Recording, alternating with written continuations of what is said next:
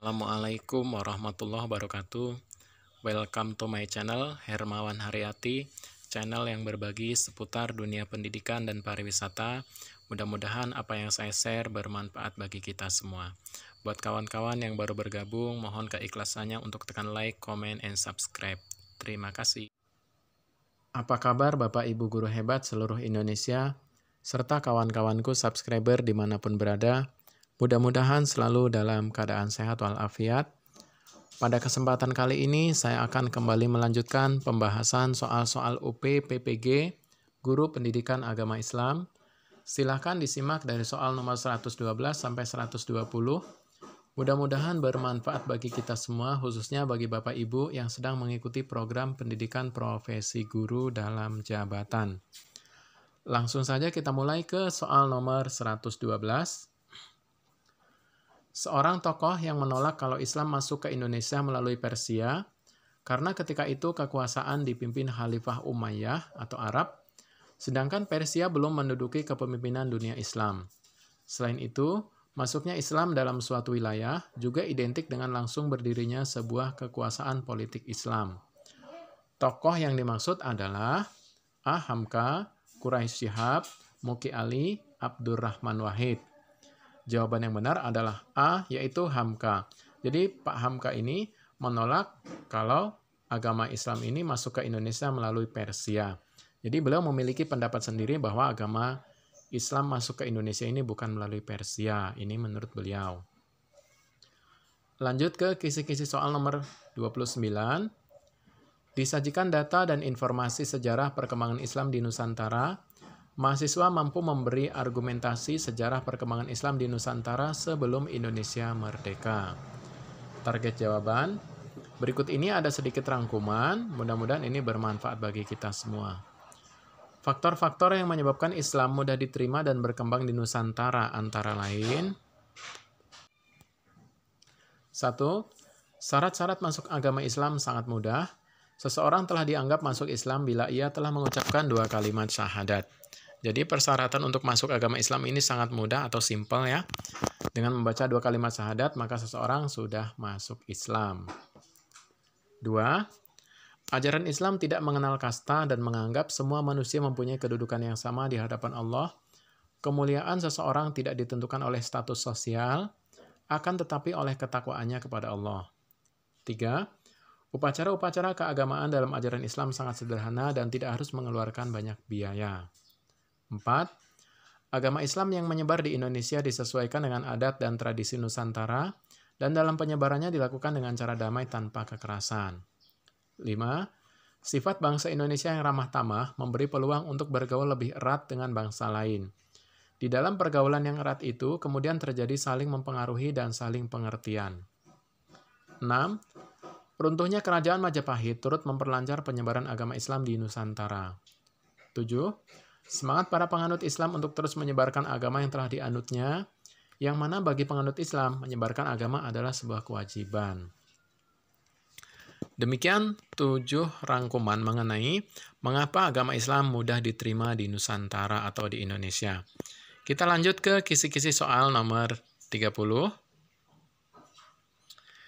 Disajikan data dan informasi sejarah terkait dengan perkembangan dakwah Islam di Nusantara sebelum Indonesia merdeka. Mahasiswa dapat mengidentifikasi corak strategi dakwah Islam di Nusantara. Yang dilakukan Wali Songo dalam dakwah Islam di Nusantara dengan cara-cara dakwah dengan cara-cara tersebut di bawah ini. Di antaranya, A. Semua jawaban benar. B.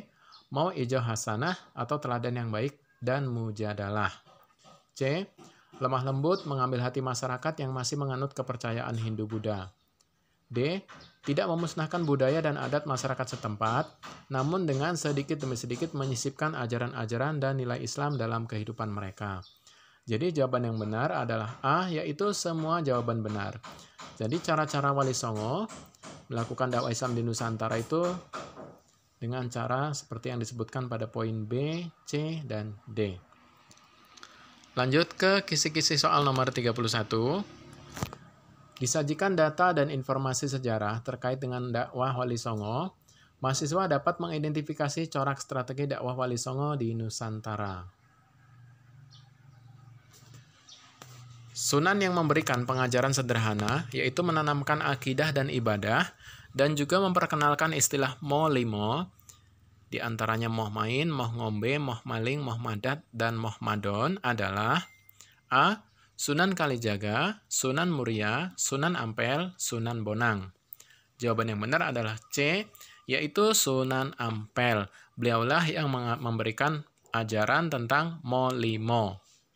Jadi, ketika nanti ada soal yang berhubungan dengan mo limo, maka jawabannya adalah Sunan Ampel. Lanjut ke soal nomor 115. Menjalani dakwah dengan mengajak para pembesar Hindu di Semarang dan juga dengan cara pementasan wayang yang menyerupai relief atau arca di Candi Borobudur adalah A. Sunan Kalijaga, Sunan Muria, Sunan Ampel, Sunan Bonang. Jawaban yang benar adalah A, yaitu Sunan Kalijaga. Jadi, salah satu wali atau sunan yang ini, beliau menyebarkan agama Islam melalui sarana budaya pementasan wayang kulit. Nah, sebelum pementasan dilakukan, Sunan Kalijaga mengajak hadirin yang hadir untuk mengucapkan 2 kalimat syahadat. 116.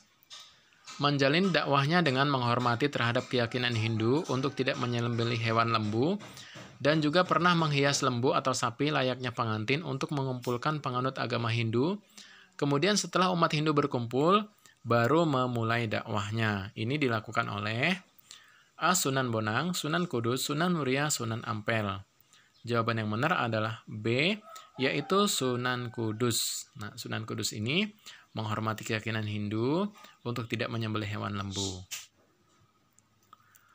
Lanjut ke kisi-kisi soal nomor 32. Disajikan data dan informasi sejarah masuknya Islam, strategi dakwah dan perkembangan Islam di Afrika. Mahasiswa mampu menelaah sejarah masuknya Islam, strategi dakwah dan perkembangan Islam di Afrika. Soal 117. Agama Islam masuk ke daratan Afrika pada masa Khalifah ...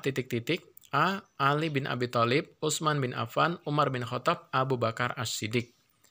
Jawaban yang benar adalah C, yaitu Umar bin Khattab. Jadi di waktu itu agama Islam sudah masuk ke Mesir dan sekitarnya di masa Khalifah Umar bin Khattab. Lanjut ke soal 118. Islam masuk di Afrika Timur ditandai dengan ... A.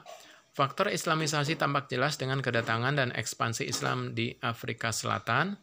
B. Usaha Amr bin As memohon kepada Khalifah untuk memperluas penyebaran Islam ke Mesir. Jadi jawaban yang benar adalah A, yaitu ditandai dengan kedatangan dan ekspansi Islam ke Afrika Selatan. Lanjut ke soal nomor 119. Tokoh yang menyebarkan agama Islam di daerah Cape Town, Afrika Selatan dengan membangun Masjid Awal adalah A. Ibnu Faruk, B. Syekh Yusuf dan Tuan Guru, C. Imam Abdullah Qadi Abdus Salam dan Ibnu Faruk, D. As-Sayyad. Jawaban yang benar adalah B, yaitu Syekh Yusuf dan Tuan Guru. Jadi beliau berdua ini adalah tokoh yang menyebarkan agama Islam di daerah Cape Town, Afrika Selatan. Lanjut ke kisi-kisi nomor 33. Disajikan data dan informasi sejarah masuknya Islam, strategi dakwah dan perkembangan Islam di Amerika. Mahasiswa mampu menelaah sejarah masuknya Islam dan perkembangan Islam di Amerika. Soal nomor 120. Perkembangan Islam di Amerika salah satunya dibentuk untuk menghapus dukungan terhadap Islam radikal dan terorisme, serta memperkuat institusi yang demokratis di Timur Tengah dan dunia Islam dengan mendukung usaha reformasi Islam yang disebut ... A. Islamic Society of North America, ISNA. B. Free Muslim Coalition. C. Islamic Circle of North America, ICNA. D. Islamic Information Center, IIC, atau Pusat Informasi Islam. Jawaban yang benar adalah B, yaitu Free Muslim Coalition. Jadi ini adalah salah satu bentuk untuk menghapus dukungan terhadap Islam radikal dan terorisme. Jadi dibentuklah suatu badan yang disebut Free Muslims Coalition.